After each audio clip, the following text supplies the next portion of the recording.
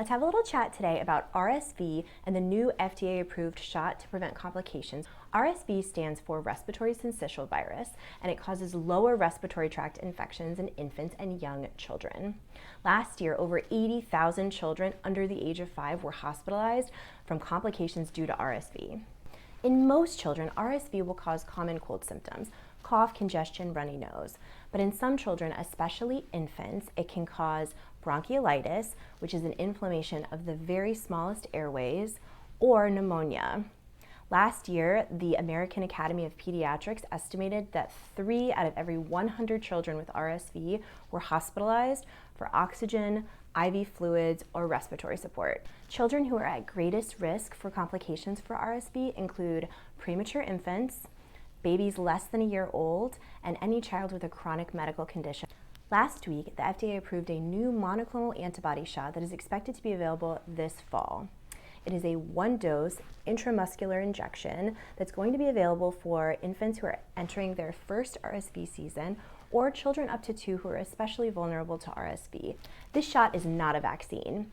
A vaccine uses the body's own immune system to stimulate production of antibodies against a specific type of infection.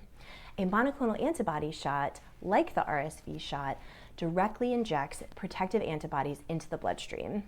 This is the first FDA-approved shot in the United States that protects against RSV and is available to all infants and children, regardless of medical history. There is another shot called SYNAGIS that also protects against RSV, but it's primarily used in preterm babies and infants with underlying heart and lung conditions. There were 3 clinical trials that studied the safety and efficacy of this shot. 2 of them were randomized, double-blinded, placebo-controlled, and multi-center clinical trials. This is the best way to study a drug.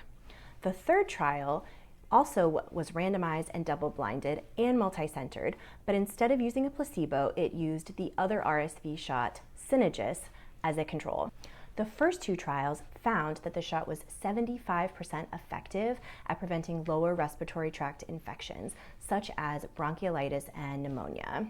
The last trial validated that it is just as effective as the current shot on the market, SYNAGIS, at preventing these complications. The possible side effects from the shot include rash and injection site reactions. The FDA does warn to use the shot with caution in infants and children that have serious allergic reactions like anaphylaxis or bleeding disorders. So that's the data on the newest FDA-approved shot to prevent complications from RSV. Now you can talk to your pediatrician and make an informed decision about whether or not your child would benefit from this. Stay safe.